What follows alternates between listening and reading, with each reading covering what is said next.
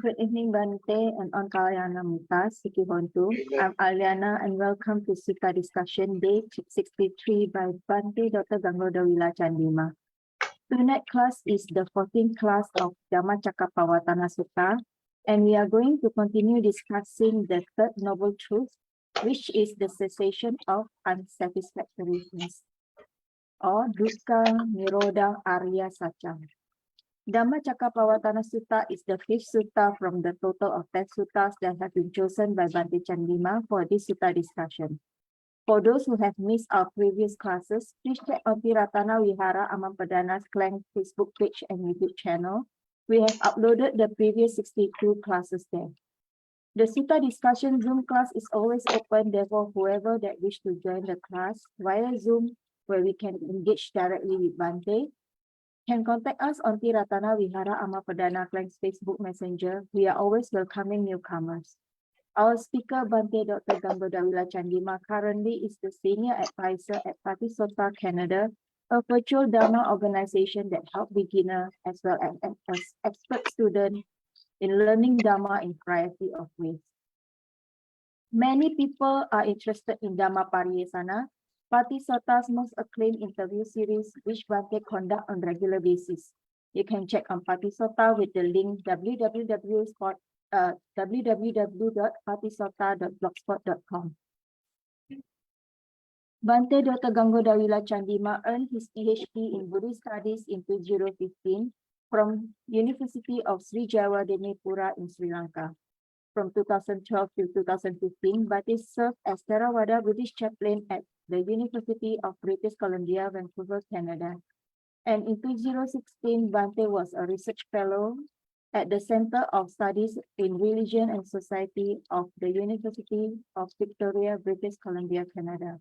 Without further ado, we welcome once again Bhante, and thank you very much for the wonderful talk. Sadhu, sadhu, sadhu. Thank you very much, Aliana, for the introduction, as always. Good evening, everybody. And welcome back to Friday Sutta discussion. And we missed last Friday because I flew to Malaysia here now. And we're going to get started from where we left. So today we have Aliana, Lim, Suresh, Bella, Sadris, Tisilim, Nine, Cheng, Kelvin, Hema, Sakun. I think some others might be joining as we continue. All right, so let's pay respect to the Buddha before we proceed. Sadhu, sadhu, sadhu. Namo tasse bhagavatu arahatu samma sambuddhasse. Namo tasse bhagavatu arahatu samma sambuddhasse. Namo tasse bhagavatu arahatu samma sambuddhasse.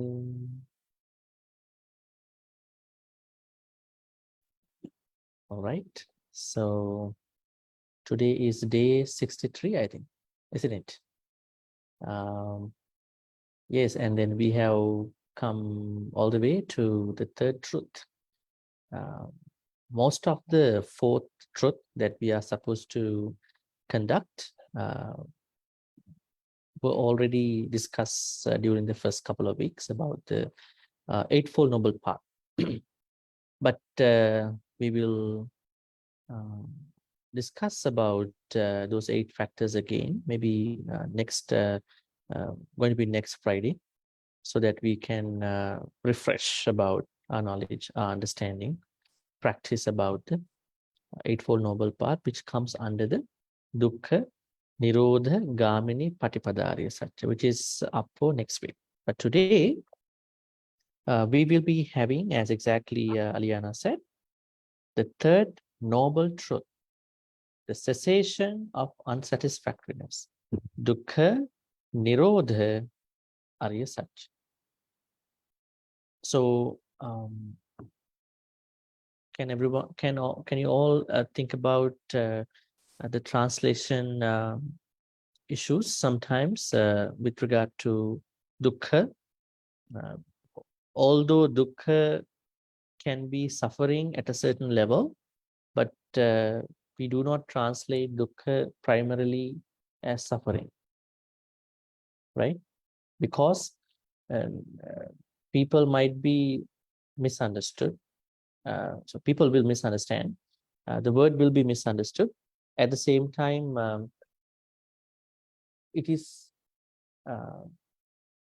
maybe it is mostly a dissatisfaction, unsatisfactoriness that can arise within most of us rather than a suffering, in the infantry level, right?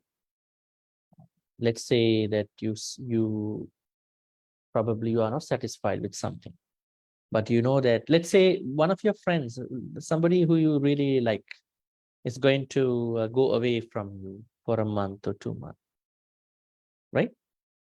Somebody might say, maybe you don't call it is suffering, right? You may not call it suffering. You may say that I'm sad, you're not satisfied what happened, but you know he or she will come back, right? So in the same way, we need to understand that we have to be very careful in the translation. We translate dukkha to be unsatisfactoriness or dissatisfaction as the primary meaning. But when things go, I would say different at a certain point, you could definitely call it suffering. There's no problem too. But suffering is not the primary meaning. Now, we discuss about dukkha arya satya, the noble truth on what you call dukkha. And then the second noble truth, it's about the origin of the dukkha. Actually, there are translations that go by samudaya to be origins. But we normally say samudaya is arising. Samudaya means arising. Samudaya and vaya. Because that is something that we have to understand also, because samudaya, dukkha, samudaya arya satya is normally mostly translated by many to be the noble truth on the origin of the dukkha. But can you trace out an origin of the dukkha? You can't find an origin of the dukkha, right? Because dukkha is that complicated and it is a chain. It's a chain of cause and effect. So it's mostly an arising out of other things, right? So there may be a translation then, the noble truth on the arising of the dukkha. And then today we will be discussing the dukkha nirodha arya satya. What does it mean? The noble truth on the cessation of the dukkha. How many of you have ever heard the word called nirodha before? What does nirodha mean? The end. Nirodha means end. Finish or extinguish. It could be the complete end. Complete end of something. So how can dukkha be completely destroyed, completely uprooted, completely ended? That is what we're going to be discussing. So first, we will be looking at the text. I may be asking all of you to read too. Let me share the screen.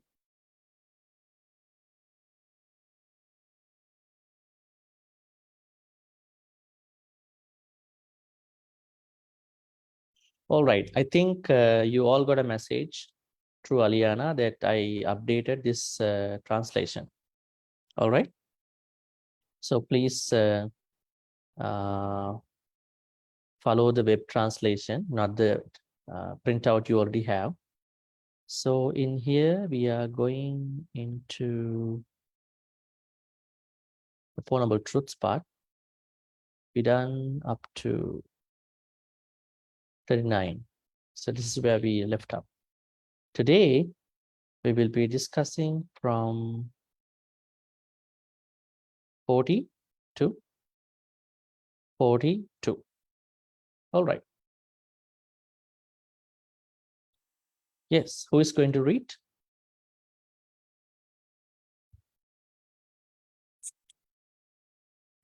Can I try? Yes, please. อิดัมโขปนาปิกเวทุกขะทุกขานิโรธัมอริยสัจจัง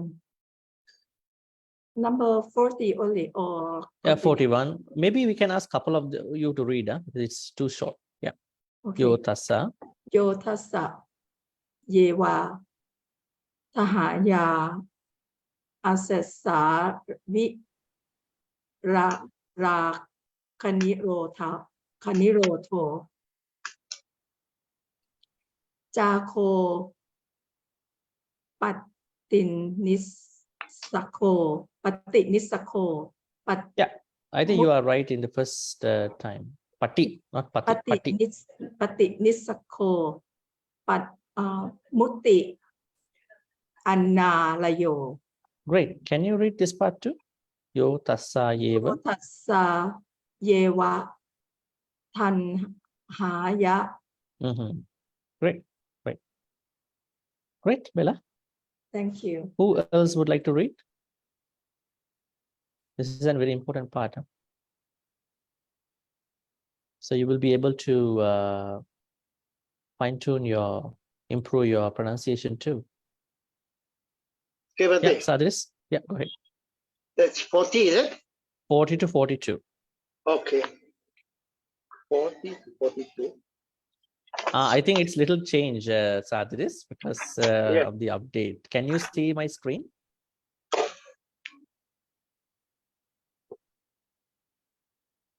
Okay. Idam ko pana bhikkhave dukkha nirodham arya satcham Mhm. yotassa eva tanhaya ase virada nirodo Chagu patisnisago sati analio. Idam Cool. Yeah, that's it. Couple things to know now. Maybe it was a little unfamiliar with you when you were to read from the screen. Yeah. Who else would like to read? Okay, I try one day. Yeah, go ahead, brother. Can I try? Yes. Idam kopana bhikkhave dukkha nirodham ariya satcham Mhm. yotassa yeva tanhaya asesa viragani rodo sago patini sago mutti analayo. All right. Yeah. Anybody else? idam ko pana bhikkhave dukkham aryo dukkha nirodham arya All right. Idang ko pana bhikkave dukkha nirodhang arya satchang.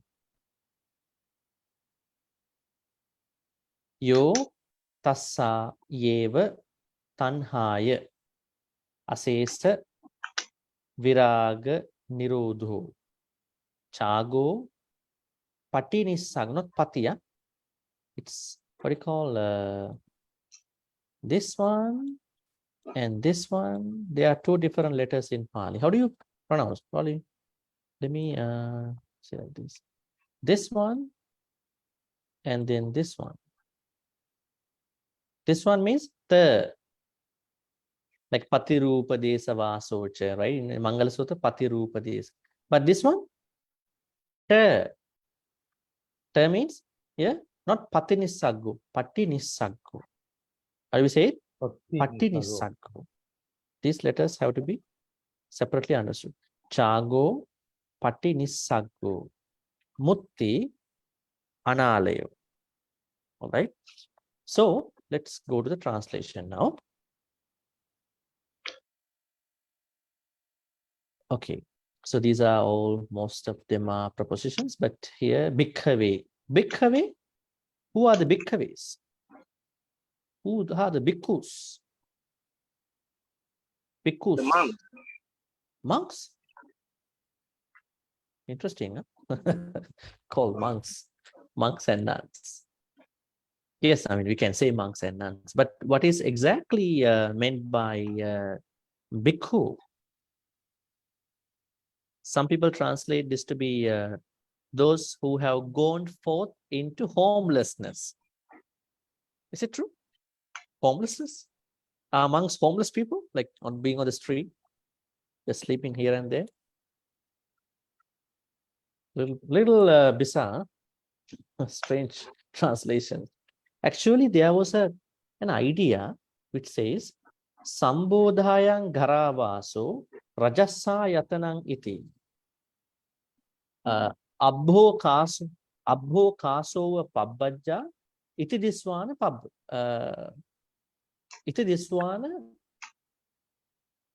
pabbaji. Now somebody asked a question from a monk. I was a bhikkhu, sorry. And then he asked, why did you become a monk? Okay. Sambodhayang garavaso.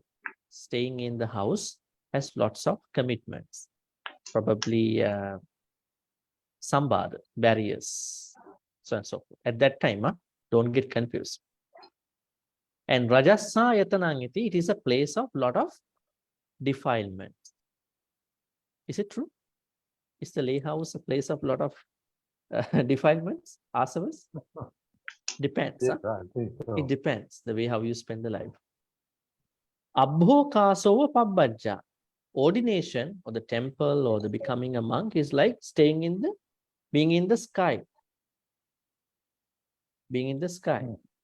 Don't take it literally, because might carry a different idea. So that means bhikkhus have lots of freedom. Supposed to have lots of freedom. But now temples have been a place of servicing. Service place. So devotees come over, so they're going to serve the devotees, and there is a what you call service hub. But the old temple was not this kind of a service hub. I mean, I'm not saying the new temple shouldn't be a service place, because temples can be run without donations. I always say that, right? Just because you know Dhamma, it does not help temples to survive, right? So you have to donate. Temples have to have some income, right? Monks don't work, right? So at that time it was called pabbajja. That means becoming a bhikkhu is like being in the sky. That means no commitments, nothing, right? But the translation of bhikkhu to be homeless person could be a little strange. Probably it might not carry what bhikkhu means, right? So let's say bhikkhu over here, but you can say monk also, because you have to, say something that everybody knows, right? I think not many people know who is a bhikkhu, but they know monk, who is a monk, right? So let's go by the, applied meaning, right? But keep in mind, monk is not a bhikkhu. Bhikkhu is not a monk, because monk is a Christian monk, monk and nun. They come from the Christian culture, but we just say monk and nun. But bhikkhu has a different idea, Bhikkhu means someone who lives by looking at the danger of the sansara. Sansare bhayang ikkatiti bhikkhu. Someone who is spending life, who is living his life or her life by looking at the dangers of the sansara. All right? That is one definition. There are other definitions too. Bhikkhu. Bhikkhave, then what is bhikkhave? Bhikkhu, bhikkhu, bhikkhave. Bhikkhave means plural, not singular. That means monks, or I would say bhikkhus. Now these monks. Dukkha nirodhang arya satcham. Now, idang kopana. Dukkha nirodhang arya satcham. It's the noble truth of the cessation of dukkha, unsatisfaction. Now the Buddha is trying to enter into the discussion of the third noble truth. How did he explain? Yo tassayeva. Tassayeva. Same craving. Tassayeva. Tassayeva tanhaya. Of that same craving. What craving? These cravings. What are those cravings? These three cravings. Is it clear to all of you? Is this clear? Now the definition of the Dukkha Nirodha Arisatya says, third noble truth says, Yo tassayeva tanhaya. That means of that same craving. What is that same craving? Kama tanha, bhava tanha, vibhava tanha. Vibhava Kama tanha means, once again, sensual pleasure. sensual pleasure is kama tanha. Sensual pleasure is not kama tanha. Craving for sensual pleasure is kama tanha. Right? And be very careful. Sensual pleasure is not kama tanha, but craving for sensual pleasure is kama tanha. And then bhava tanha means craving for becoming. How do we explain that? How do we explain bhava tanha? Give me an example. A devotee is going to... Yeah, Sadris, you want to say anything? Please unmute.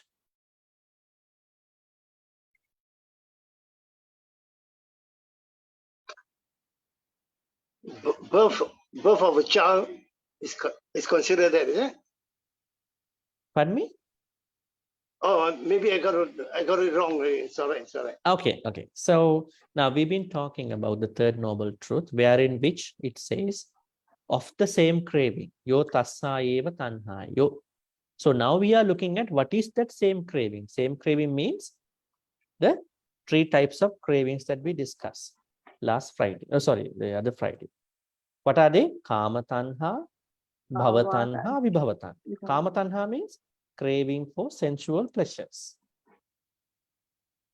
Sensual pleasures are general to everybody. They are generic things to everybody. Otherwise, you can't live. Can you live without being cared by somebody? No. Children really need their parents caring. And even when you are an adult, you need some caring. Sense of belonging.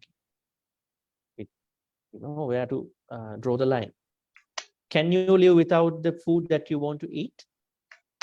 Can you live without a house? You need sensual objects, but you are not going to create tanha for those objects. Tanha means an excessive desire, excessive lobha, right? So that is kama tanha. Bhava tanha, how do we explain that? Bhava tanha. Craving to be reborn. Craving to be reborn. Somebody might think like in a funny way. I haven't even lived properly in this life. Now I'm thinking to be recreated. I want to be born again, right? So give me an example, then we will understand. Somebody, you can give me an example. Anybody over here? An example for bhavatanha. How does someone create bhavatanha in an example? Craving to be reborn in heaven. Craving to After be pass reborn in away. a heaven. Someone might say how to understand it from a wish and then to have it with craving, right? Have you seen people who are doing lots of merits only with the purpose of being born in a good place? They don't know what they are doing, but that is bhavatan, because they are expecting a new bhava with comforts that they did not have in this life. Have you seen people who are doing crimes to be reborn with some beings in the heaven? There are people like that too. They do some crimes thinking that they will be better reborn among those wish people, right? And they can also be taken to the third tanha house or vibhavatana, but basically bhavatana. So how do we then act on the bhava? How should we look at the bhava? We should look at the bhava as a dangerous thing. But did the Buddha always say that bhava is a danger? Like, were there any exceptions to? Are there any exceptions to the idea that you should not wish more bhava, more existences, more lives? Any exceptions from the Buddhist text itself? There are, right? If you want to become a bodhisattva, then you have to wish for different lives to fulfill your paramitas, perfections, right? Isn't it? Definitely you have to be reborn in different lives. And then any other examples? Remember when Nakula Mata, Nakula Pita asked a question from the Buddha, Bhante, we have been together for almost, I think, 80 or 60 years together in our marriage, and we want to be reborn as we want to be reborn together also. Is it possible? Then the Buddha said yes. Did the Buddha say this is Kama Bhavatanha? Did he say so? He did not. This is Sutta from Anguttara Nikaya, I think. He said, yes, it is possible, because he never wanted to disrespect anybody's relationship in a way. But he always said there is the ultimate truth, there's the conventional truth. He said, yes, if you have equal trust between each other, if you have equal sila between each other, if you have equal generosity between each other, if you have equal panya, wisdom between each other, yes, it is possible. For example, even Yashodhara and Siddhartha's relationship, love story for 500 lives could be something like this, you know, while they are fulfilling their perfections. But on the ultimate level, if you are doing dana, sila, bhavana, volunteering, so and so forth, simply to be reborn in a better place, that means you are creating bhavatanha. You are going against the Buddhist fundamentals over here. Then how should we do a dana? How should we do a sila? What should be our expectation? Should we have an expectation in doing dana, in doing sila, in doing bhavana, meditation, in doing volunteering, helping? What should be our focus in Buddhism?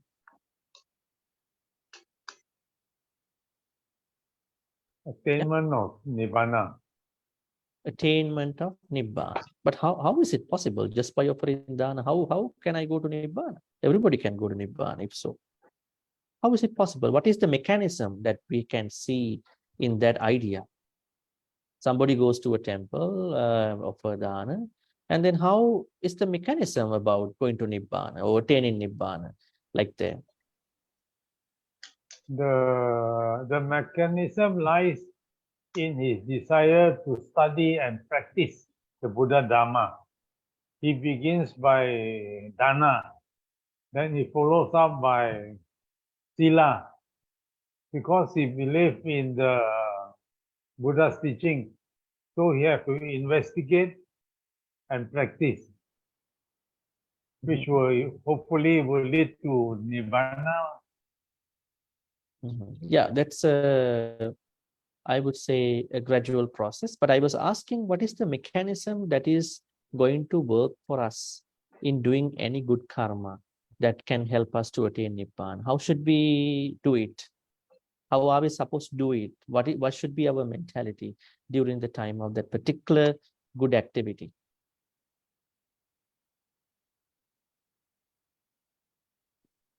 Isn't it an interesting question?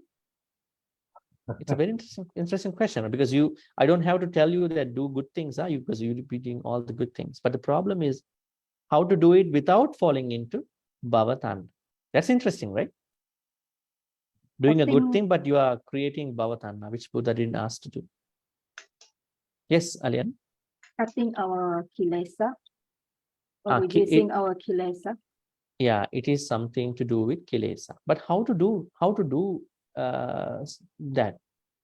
How do we do things with kilesa? What are we supposed to do?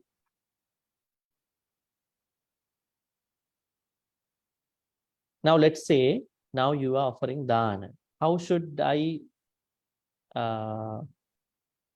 do it with an expectation or with a plan to attain nibbana? How should be the process?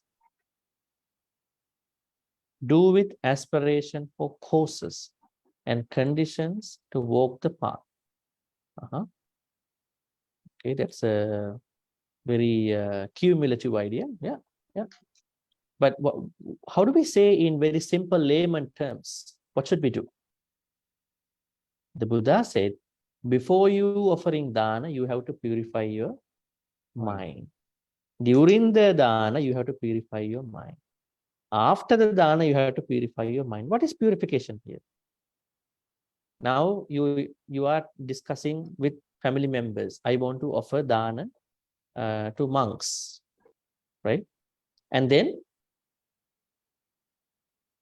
ever since you are creating good karmas, right?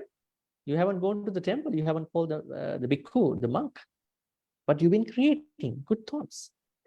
Now you started creating merits through that practice, dana practice. And then now the dana time has come up.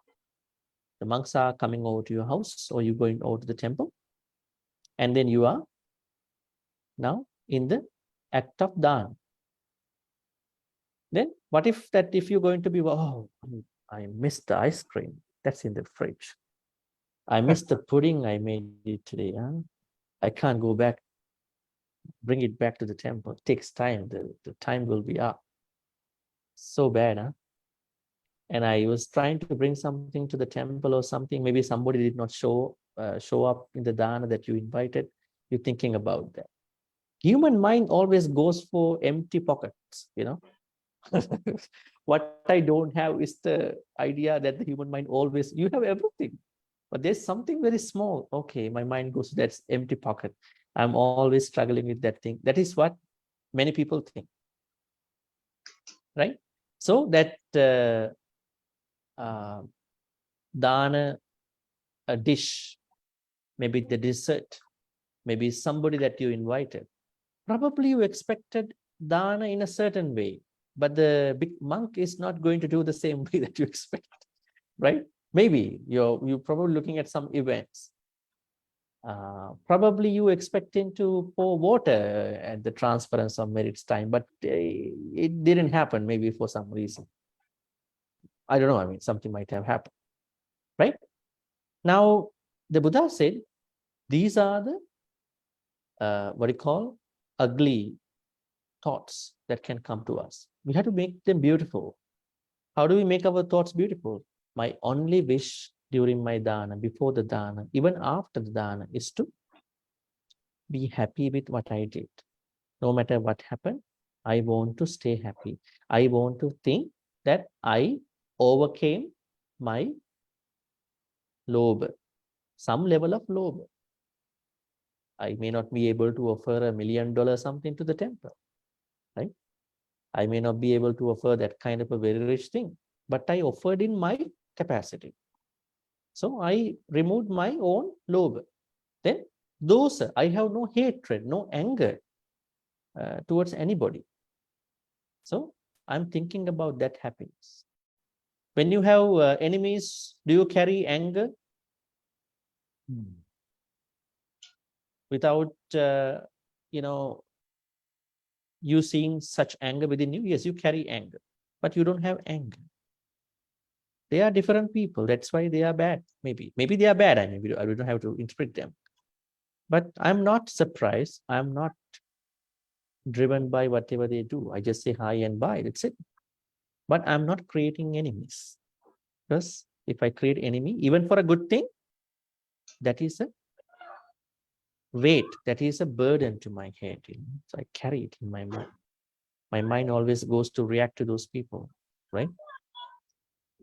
Then I have no moha, even for a short time. What is moha? Moha is that giving dana, expecting to be reborn in a better place. That is moha. See, that is moha. So then what happens to many is that, okay, lobha is they try to withdraw it a little bit because they spend money, though this okay. Then those apart, yes, They have no problem with the monks and other people. But when it comes to moha part, no. I can't easily let this go.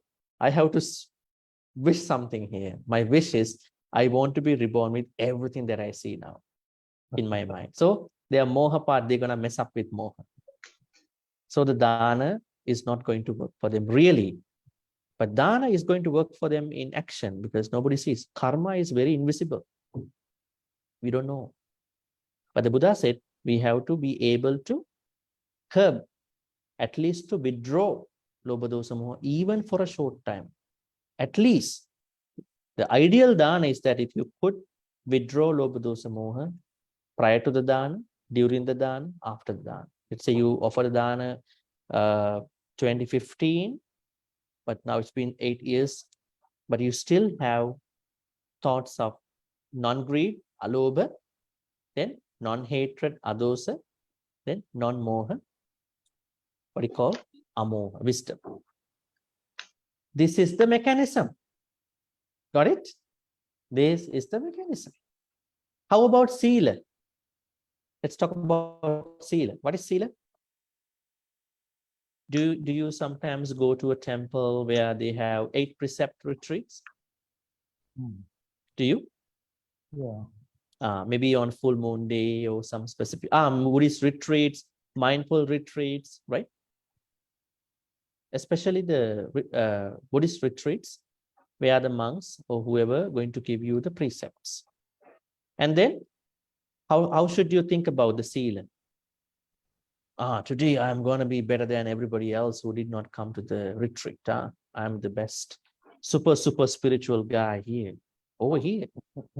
And those folks who couldn't attend, not even come to my level. Then you are creating lobha. Then you are having those, at the end of the retreat, you are having full of moha. What you created was lots of moha. Nobody knows. Then your that day, particular sila day also has to be spent with alobha dosa moha. I want to attend this retreat because I want to overcome my lobha. I want to attend my this retreat because I want to overcome my dosa and also moha. Not just to learn something out of it, right? They are not just knowledge hubs. You have to always think about how to do it, that mechanism. How about bhavana part, meditation part? How do we do with the lobha dosa moha? You start meditating in the morning, maybe at night, maybe in a retreat. How should you think about your meditation? Very simple questions, huh? Now you attending a meditation retreat or you doing your own meditation at home. How should you think about it? Not like, okay, I take a long breath, I take a short breath. It's not that kind of stuff. That is the actual meditation. What should be your purpose? How to do it? What should be your backup in your mind? On what kind of a mentality, attitude are you supposed to do it? Meditation. That I'm trying to get rid of, reduce my lobha as much as I can today. I'm trying to reduce my dosa as much as possible today. I'm trying to reduce my moha as much as possible. Okay. That's why it is not something that you can see just because you are in that particular activity. It is a skill in your mind, right? It's a very good skill. All right. So that is the way how you are supposed to do any good activity, starting from sila, I would say dana, sila, bhavana, and even the rest of the good activities. Huh? Okay, reducing our cravings, yeah, attachments, yes. So basically speaking, you're going to reduce lobha dosa moha. They are the basic problems to you all the time. All right. So we're going back to the slide here. Now we have to talk about vibhava tanha. Vibhava tanha, craving for non-becoming, another translation, extermination. Right? Vibhava tanha, this part. Vibhava tanha, an example. If there is somebody who thinks that this is my last life. Now you might think about, oh, even the Prince Siddhartha said like that. This is my last life. But that is an very extraordinary saying. But there are people who think that there is no life, there's no what do you call rebirth. Those are the people. There's no rebirth. So they might think that it's okay, I can do whatever I want. But some people might think it is also a problem when there are lots of life. People are going to do a lot of things for next life. They are not trying to live in this life. There are lots of lives are to come after this life, right? So they are not living in this life. Every day they are going to do a lot of things. When you ask them, oh, for next lives, not this life, not for this life, for next life. Next life, I want to be happy. So I have to do lots of good karma now. And tomorrow you again meet that person. You are here again. Next life. I got a lot of good karmas for next life. Oh, really? So they are sometimes not living in here. They are living for the next life, right?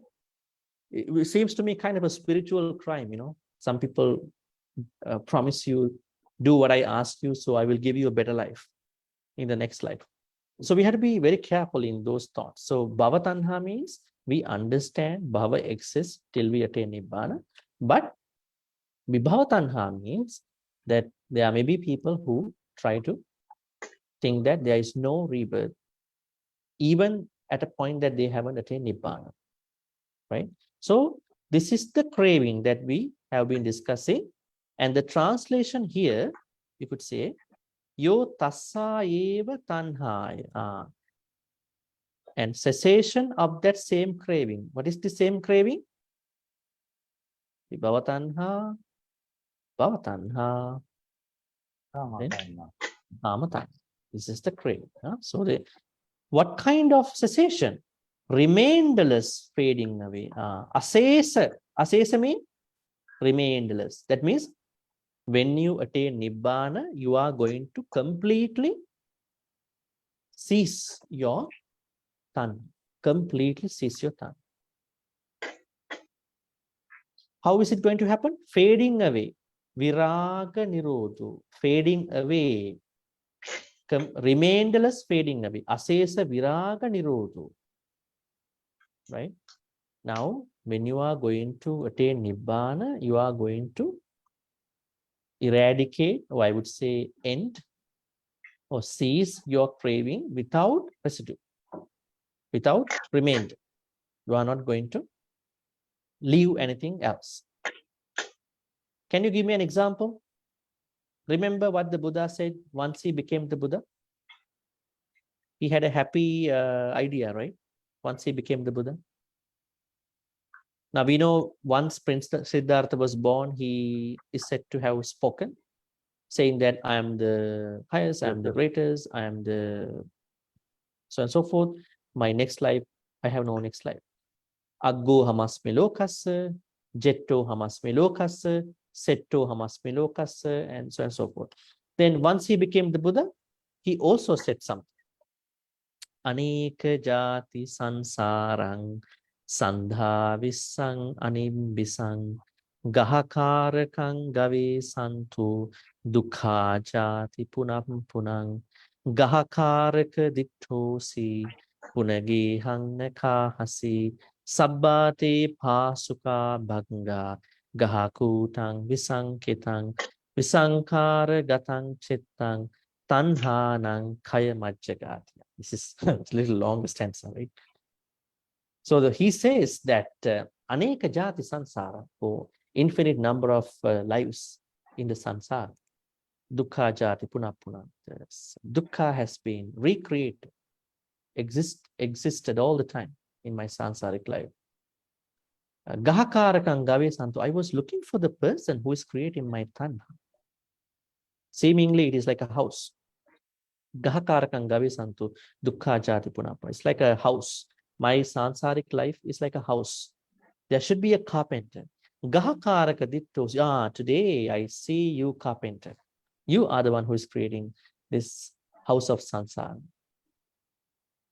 Gahakarakang gave santu dukkha jati. Gahakaraka dittosi punagehanna kahasi. I see you, carpenter, so you are not going to reconstruct this house of samsara. Then he says, Sabbate pasuka bagga, I have completely destroyed the the rich poles of this house, the structure of this house. Punagehanna kahasi. Sabbate pasuka bagga, gahakutang visankitang. Visankara gatang chittang. My mind is free from sankara. Now I have visankara. Let me write that for you. That's an interesting word. Huh? I have to write it. The Buddha says, my mind is now no more with sankara. Oh, capital. Sankara. Now my mind is with visankara. Visankara. Interesting, huh? Now tell me the translation. What is sankara? Do we have sankara or do we have visankara? What do we have now? Before that, what is sankara, right? Right. No. What is sankara? Tell me what is sankara. Formations. Rupa, Vedana, Sanya, Sankara. Sankara, formations means, in other words, karma. Karma. In simple words, my karma that I've been creating, bringing so far. So, do we have sankara then? Yes, lots of sankara we are creating even now. Then visankara, I have stopped all my sankaras. I have deconstructed the process of the sankara. The Buddha says, visankara gatan, my mind now goes to, mind has gone to visankara now. What can we say for that? Our mind is always with sankara. But the Buddha says, his mind has gone to visankara. Visankara gatan chitta tanha nankayamaj. I have uprooted the craving. What has he done? He has uprooted. If it is a tree, he has taken the tree with the roots. There's no more growing of the tree. But for us, even you do dana, even for a short time, you are trying to withhold it. Right? Remember, I found out a gentleman long time ago, not here. He was going to send some donations to Nepal. There was an earthquake, right? Some time ago. And he was telling us, how should I send? If I send through that, I'm not going to say their name, that particular organization, they charge an admin fee. So my donation is going to be cut. So, and then he's asking us, so how I'm going to give my donation as a full lump sum? I said, I don't know. You have to look it up somewhere. So, so people have lots of attachments, when it comes to money. Maybe they are hard-earned money, so we can't say anything. But on a spiritual sense, that the gentleman was suffering a lot, even in the donation. He said, get rid of your everything and then think about how to do it properly. Finally, I don't know what he did. So tanha is not uprooted, right? Tanha probably temporarily withdrawn for a short time, but again comes back, arises. So the Buddha says he completely uprooted. He uprooted his tanha. So that was his saying once he became the Buddha. But what he said just before he passed away. Yeah, very interesting statements, right?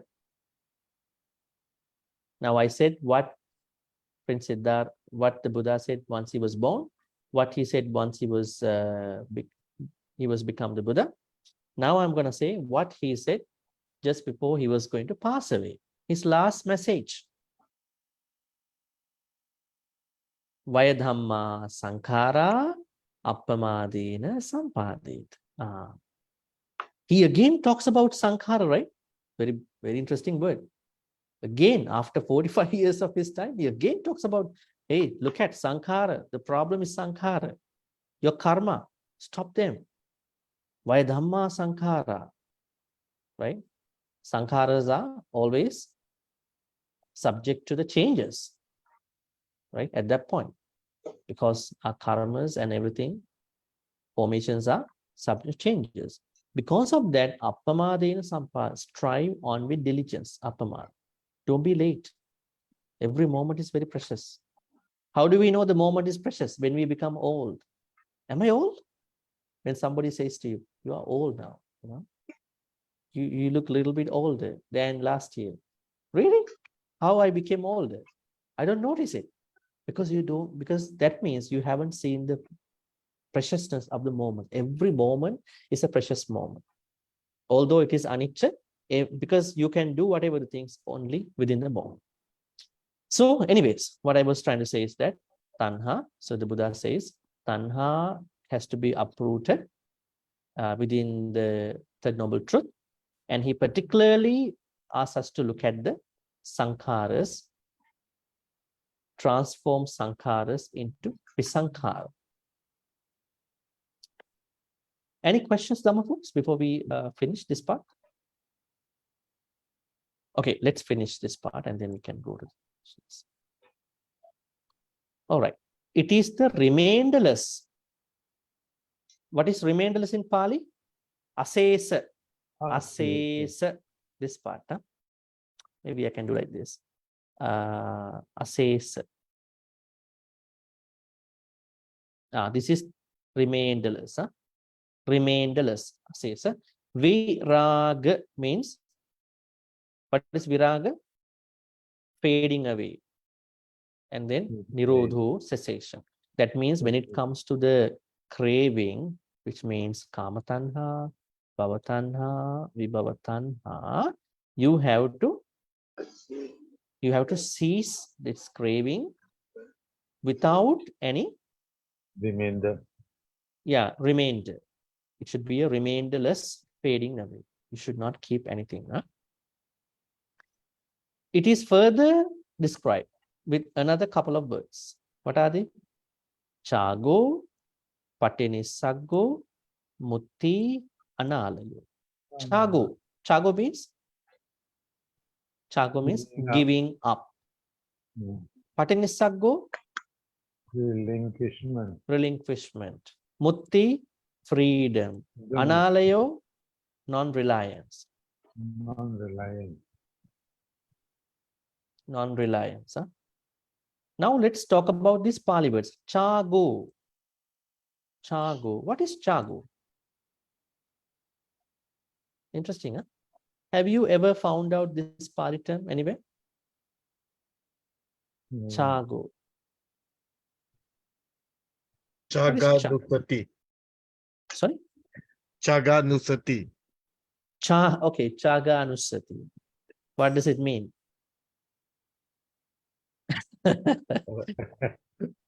Reflection on generosity. I think. That's a good point to discuss. Yeah.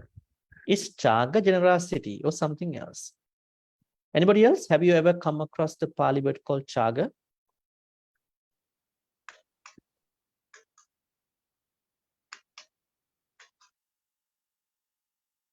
Looks like no. In talking about dana, we have two contexts. You have to pay very good attention to this actually. Now, when you say dana, let me show you here. When you say dana, what does dana mean? Ying. Dana simply means giving, right? Now, as T.C. Lim said, Chaga is very much connected to the dana concept. So, can I say Chaga? Chaga. What does Chaga mean? As you can see, giving up. Oh. What do you think here? If you take the idea could be dana, but the concept should be Chaga, right?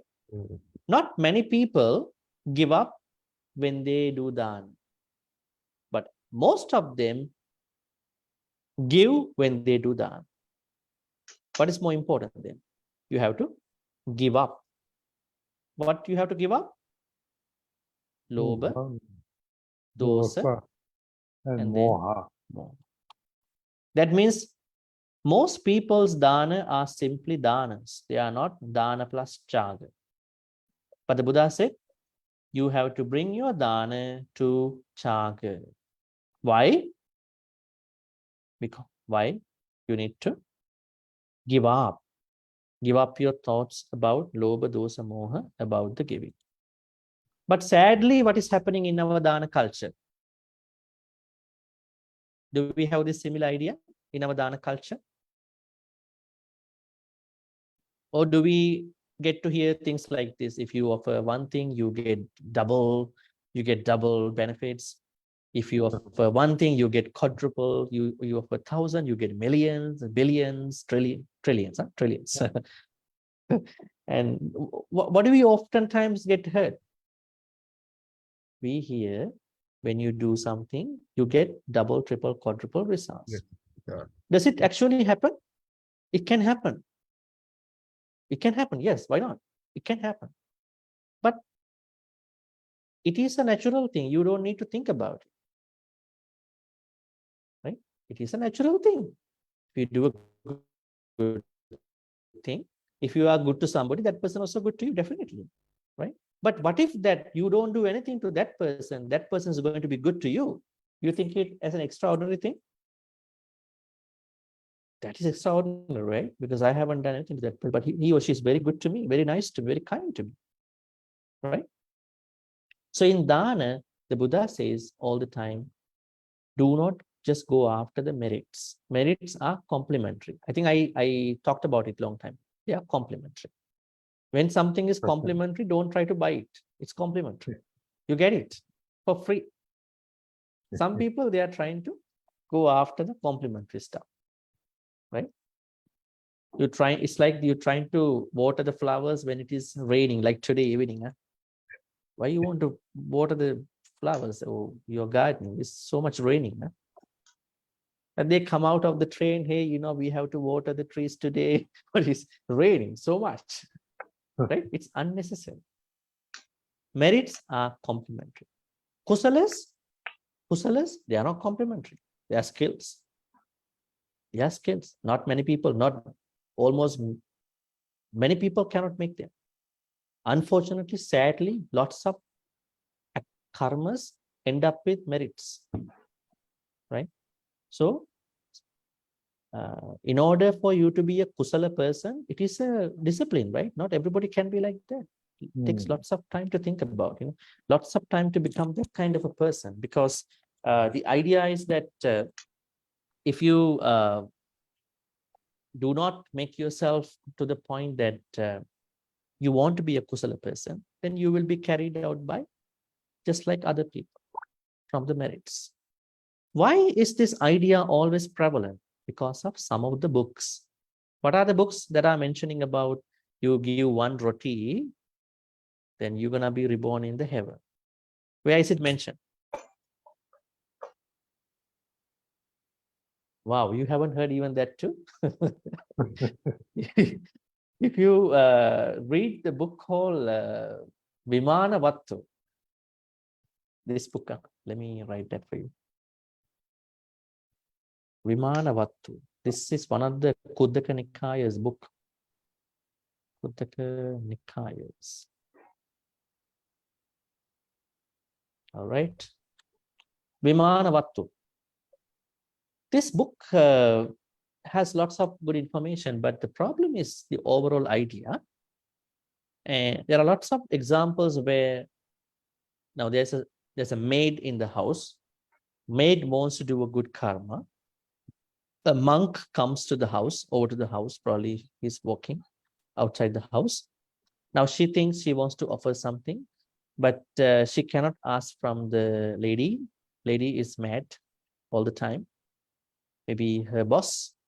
And then she's trying to take something which is rotten, expired roti.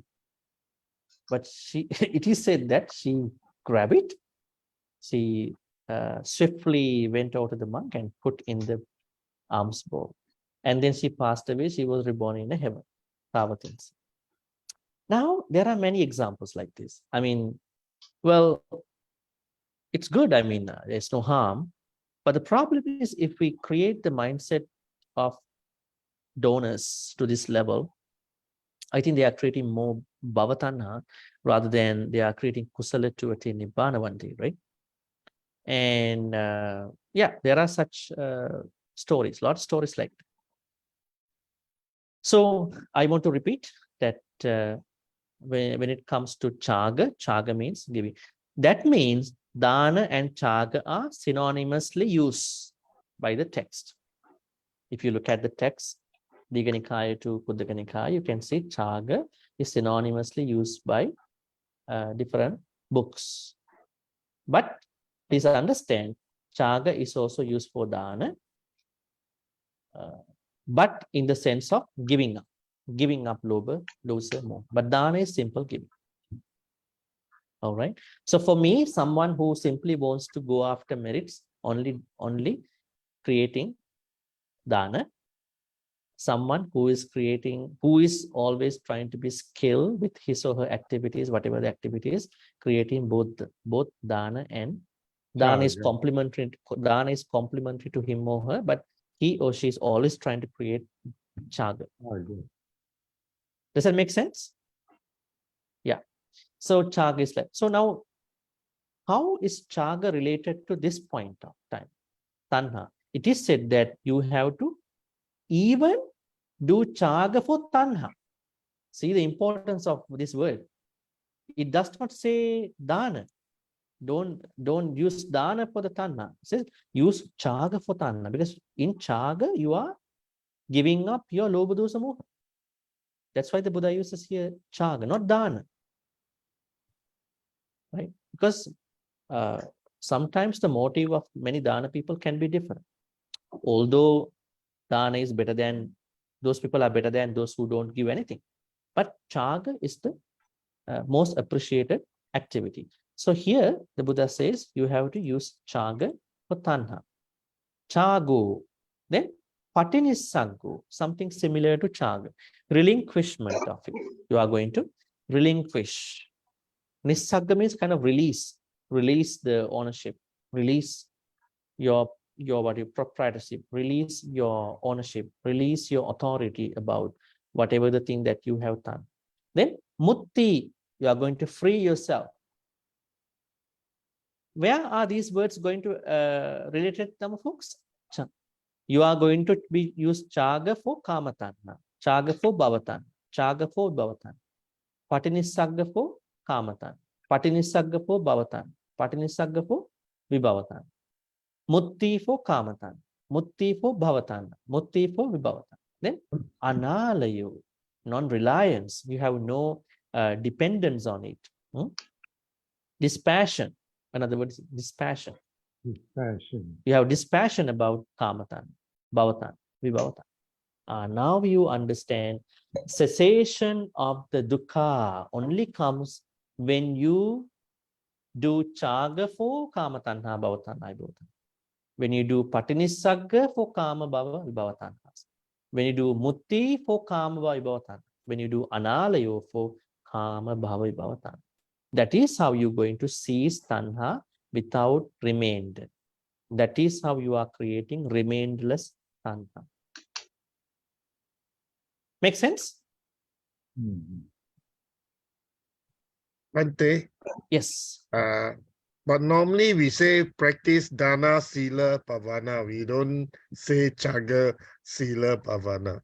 And then in the 10 paramis, we also mention dana as one of the parami and not chaga as a parami. Why, Bhante? Yeah, very good question. It is because skilled people, kusala people know that they have to bring dana to chaga level. It is, what do you call it? It is inclusive for them. They know that I have to really bring it to the chaga level. But why we see chaga separately from those contexts in this place, maybe in some other place? See, because there are particular contextual places where chaga has been exclusively used by the Buddha. Oh. All right. For example, let's say you can't use dana here for tanha because dana is more towards merits, right? But as you said, Dana Sila Bhavana, or maybe Danang Silancha Nekkammam Panya Virena Panchamang Kanti Satchamaditana Metta Pikadis Timida, the 10 Paramita context. Maybe 4 hospitable activities, Dana Sila Peya Vacha Attacharya. Why Dana was used? Because skillful person practices that activity in the ways of Chaga. Even he or she practices Dana in the Chaga way. Because Buddha wants everybody to be a part of this activity. But unfortunately, many people get stuck. They fall prey to the lower levels of the Dana. This happens, right? This happens. But the skilled people, it's like shallow diving and deep diving. A lot of people only dive in the shallow areas of the ocean or the swimming pools, right? What if somebody says, no, I'm going to go down, way down to the bottom of the pool. I can do deep diving, also shallow diving. If you take shallow diving to be Dana and take the Chaga to be the deep diving, not everybody can do that, right? So it's a skill. Not that I don't want to go there. It's because you can't go there. Your mind is not that developed to the extent of Chaga.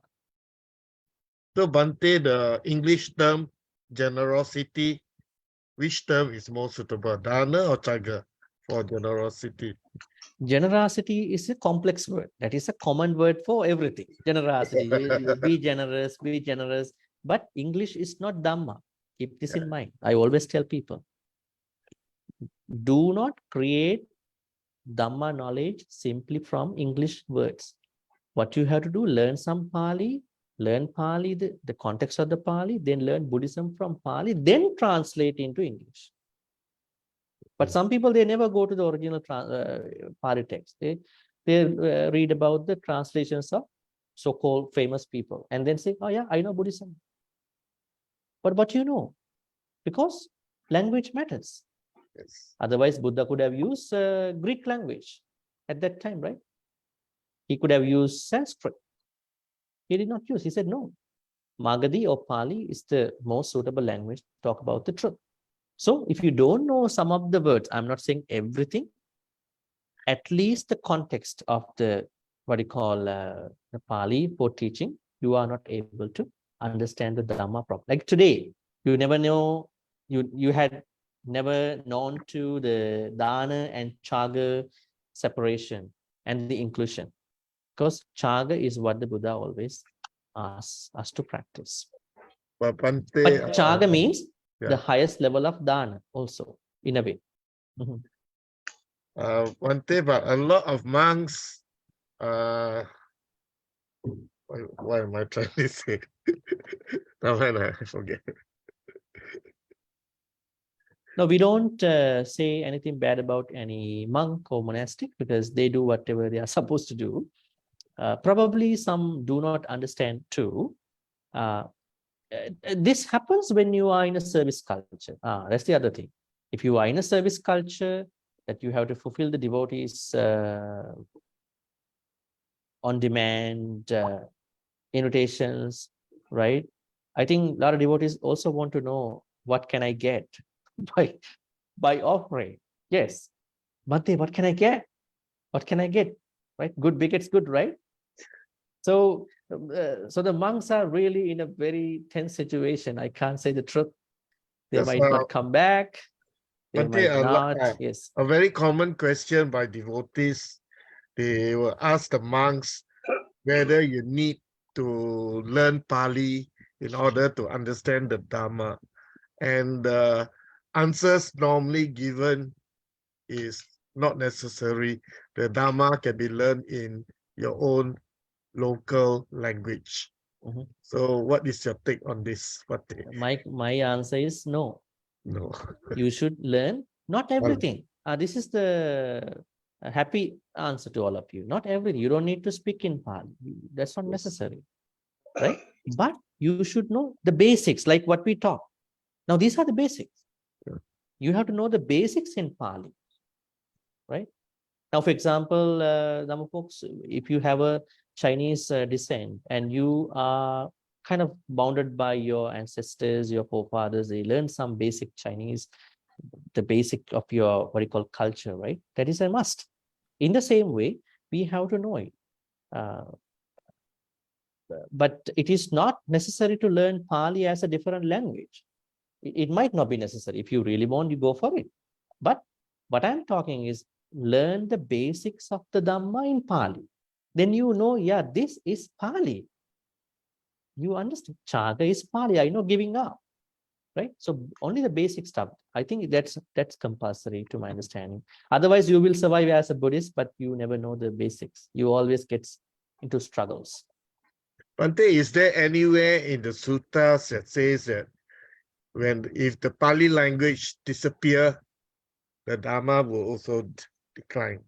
Is there anywhere it's stated? I haven't come across that kind of a point.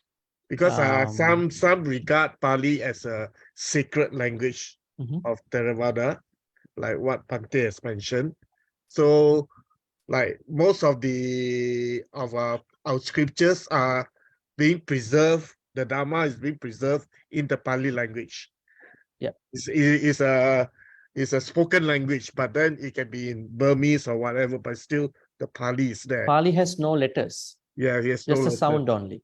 Yes. Right. So if Pali disappear, chances is the Dharma will also disappear.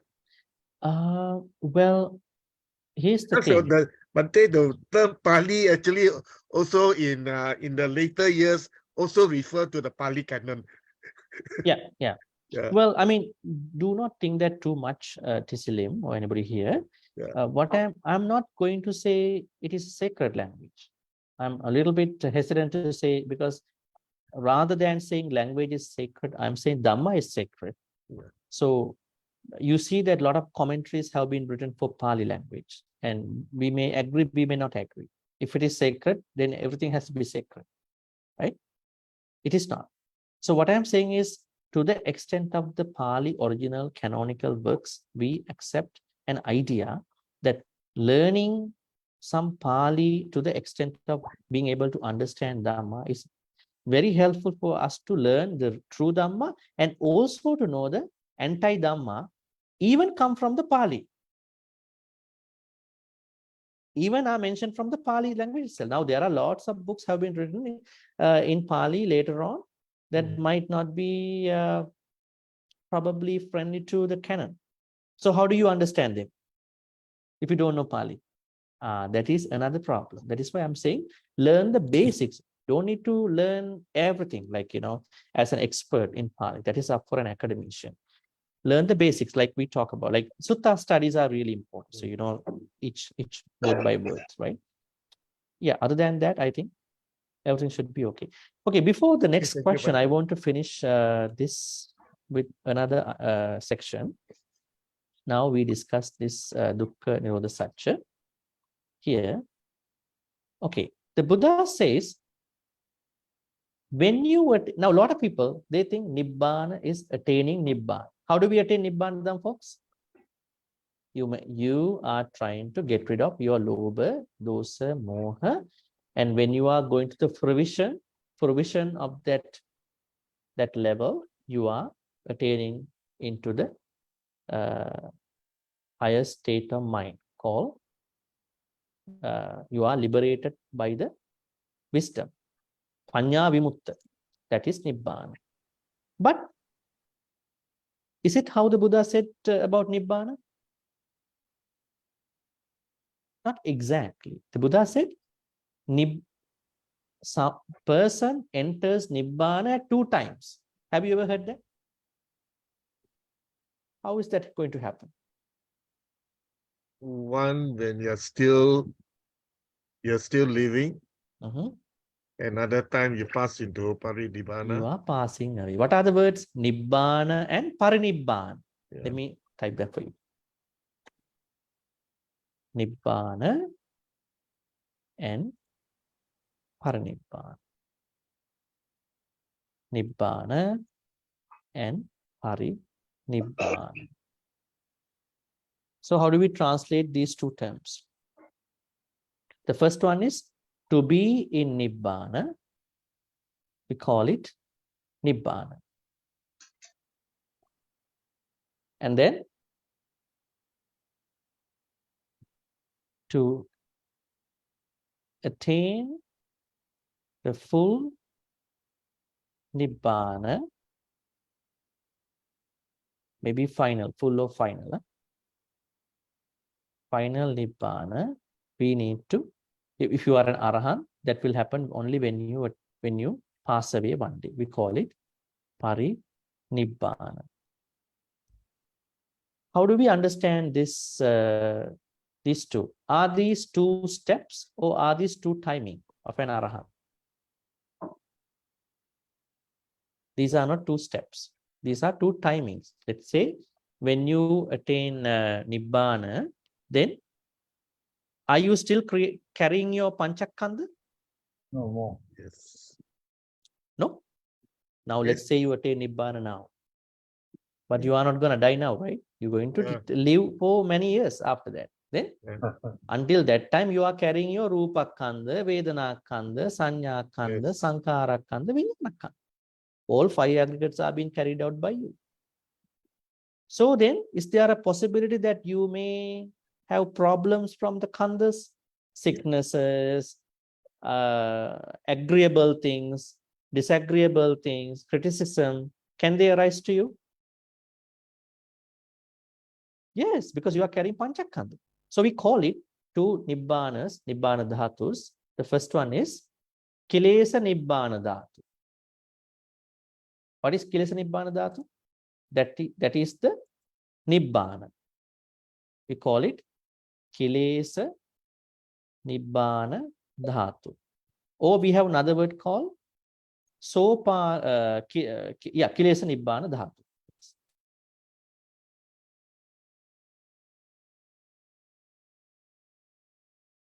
Kilesa Nibbana Dhatu.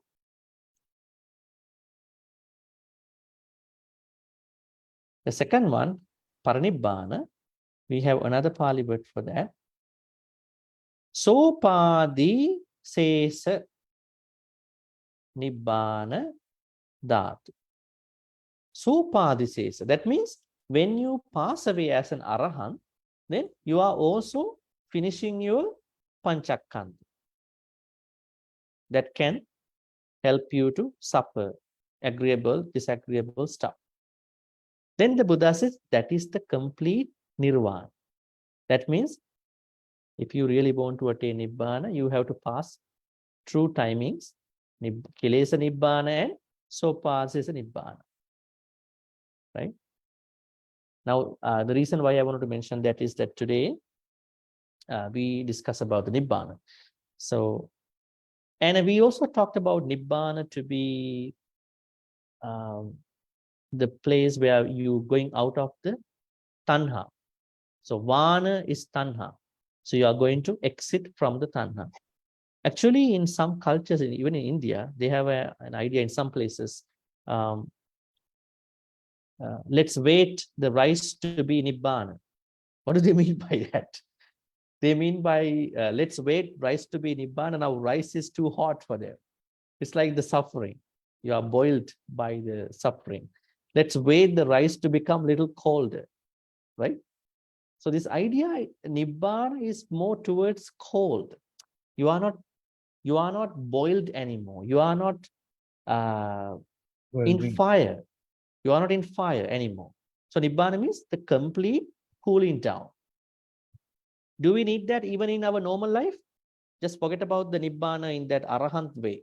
Do we need to be cooled down by events in our daily life?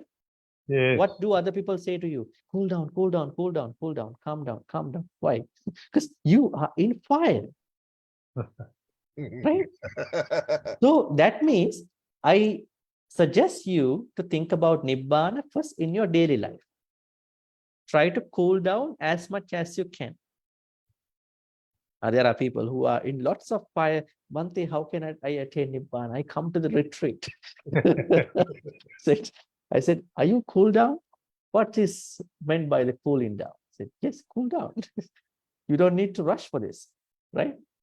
So the perfect cooling. So we should be able to cool down in our daily life, not try to have arguments with others, not try to be angry. They are very necessary.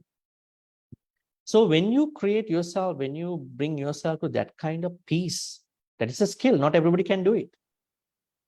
Then you are very easy to think about what is Nibbana. Then, oh, Nibbana should be something better than this stage of my mind, right? It's better beyond this cooling down in my daily life. Is it easy to cool down when you are in fire? Why is it? Let's talk about it. Why can't we easily cool down, calm down, cool down? Because we carry a lot of Sakkaya Ditthi. Why should I? He should apologize from me. She should do it. She is the one who started. I just complimented him. What's the problem over here? In our daily life, we are not trying to cool down. We are not trying to think about Nibbana, this conventional Nibbana. If we are not trying to think about it, we are not ever going to think about this from a very higher level, the complete shutdown of the Lobha Dosa Moha. All right, any questions?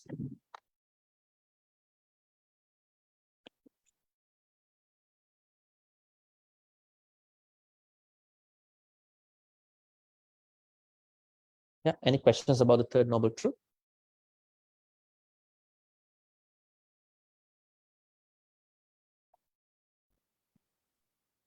First, were there any places where you need further clarifications or anything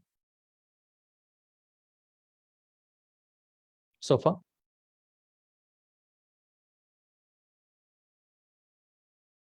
So the third noble truth is a vipaka, so is a effect. So we do not have to work at it. Unlike the noble eightfold path, we have to work on it. So our focus should be on the noble eightfold path. And the third noble truth is a result of the walking the noble eightfold path. Is that right, Bhante? Third noble truth is the result. We are yet to do it. Now we get to understand that yes, cessation is possible. Yeah. Now we are looking for what can we do, Yeah. right? Yes. What can we do? So we're gonna go to the noble eightfold path as the treatment for the problem. Say sickness, cause of the sickness, and then recovery of the sickness, and then the treatment of the sickness. So let's think that way. No, I'm suggesting you in a simple way. If you don't know what is Nibbana like, try to cool down as much as you can in your daily life. Then you will find out, oh, Nibbana should be much, much cooler, huh? Much, much calmer place for me if I really want to go that way. Because if you are not trying to do it, then you are not able to think about what is Nibbana other than just a concept.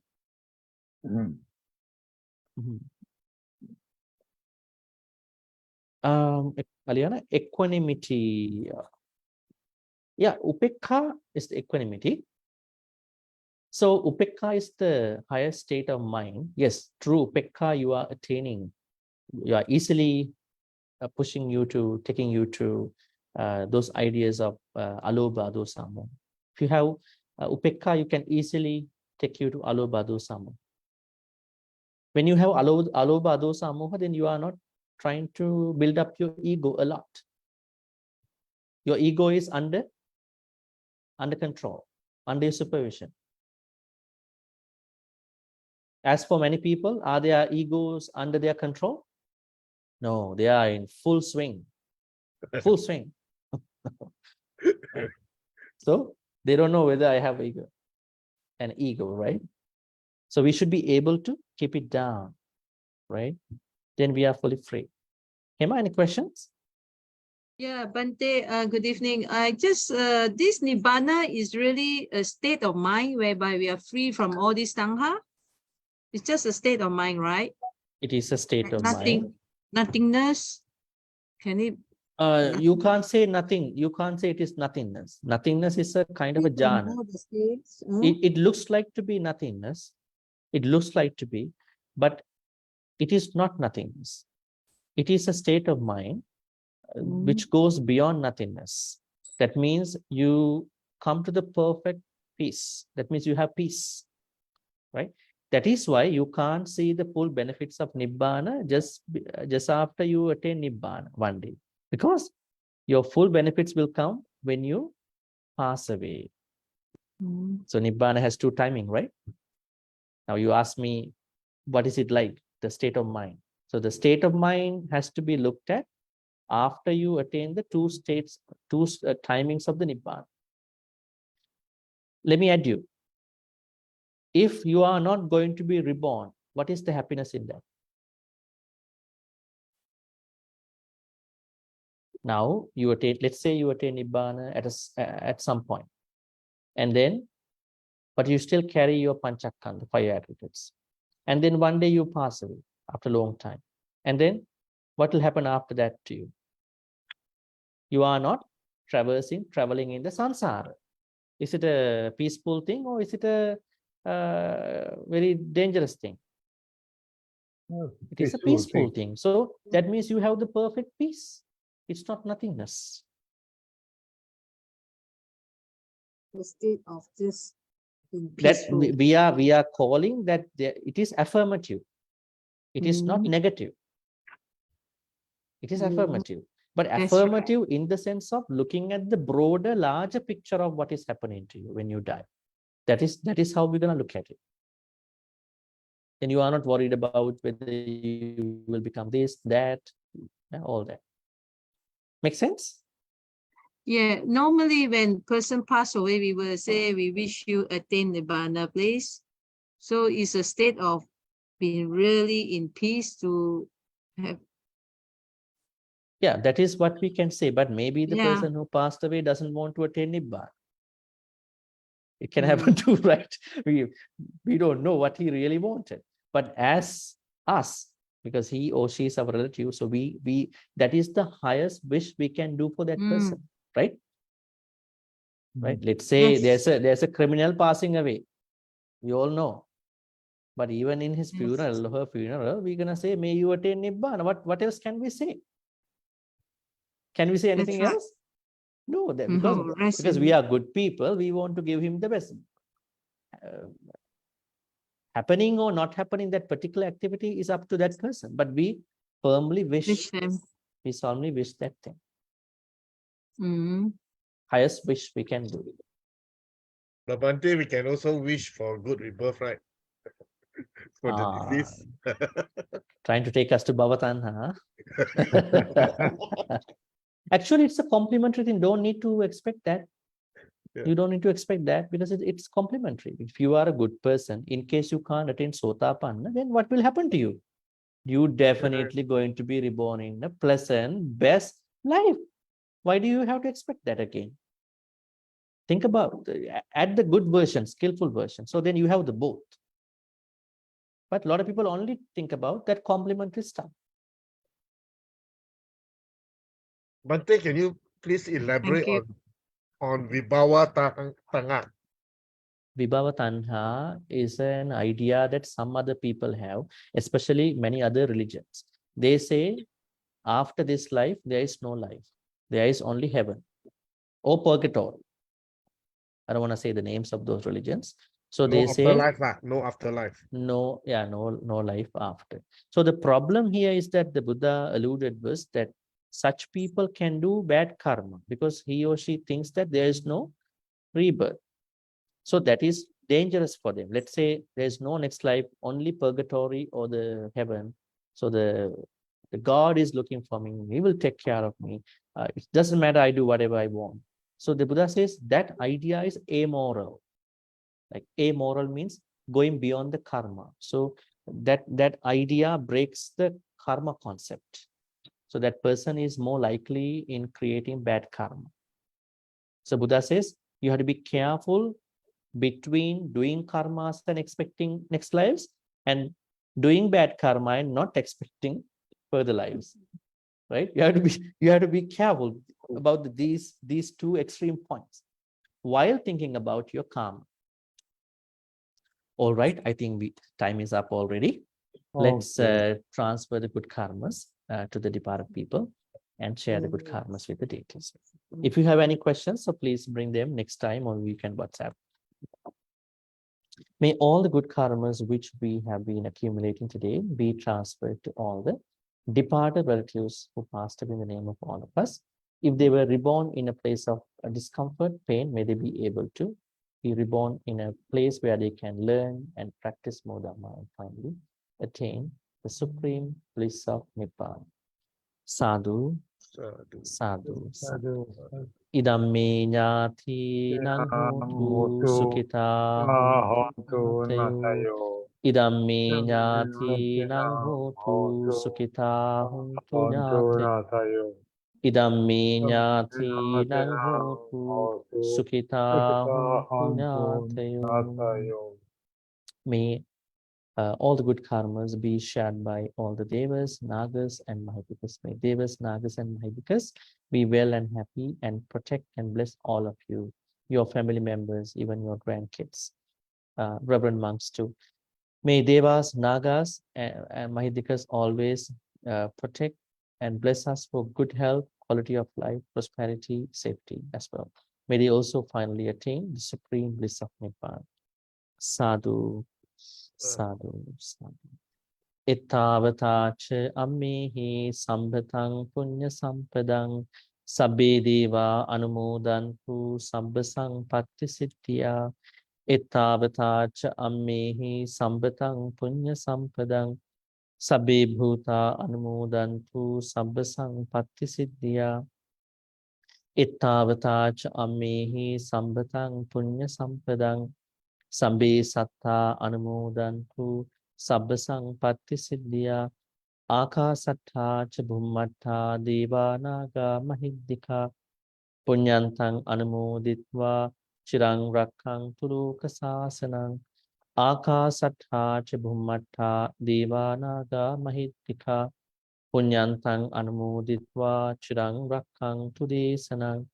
Akasatta cha bhummatta Devanaga mahiddhika punyantang anumoditva chirang rakkang tumang paranti chirang rakkang tutwang sadati. May we be in the company of the noble friends, Kalyanamitas, like us, like all of us, and not be in the company of the Papamitas, bad friends, who deviate us from the path. Thinking thus, we're going to recite this stanza to make a wish.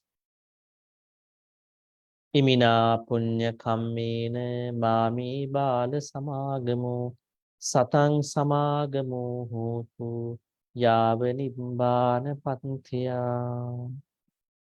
Finally, may all the good karmas which we've been accumulating so far be supportive and helpful for all of us to attain the supreme bliss of Nibbana.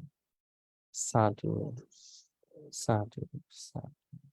Abhivadana silissa niccang vaddha pachayino chattaro dhamma vaddhanti ayuvanno sukhang balang ayurarogya sampatti sagga sampatti mevacha ato nibbana sampatti iminati saminjatu. Sadhu, sadhu, sadhu. For next week, we are going to do a refresher class about the Eightfold Noble Path, because now is the perfect time to look back again at the Noble Eightfold Path, because we only studied one by one and then talk about the connection, integration of these eight. But now you know what is dukkha, what is the dukkha samudaya, what is dukkha nirodha. Now let's see the treatment plan. That is definitely the Noble Eightfold Path. So get ready before you come in, because you know that you've been studying about each path factor. So have a very good night, and then see you then next Friday. Thank you, everybody. Thank you, Sadhu, Bhante. sadhu, sadhu. Good night, Thank you, Bhante. Bhante. Good night. Thank you, Good Bhante. night, Brother Goodbye, Bhante. Bhante. Good night. Thank you, Bhante. Thank you, Bhante.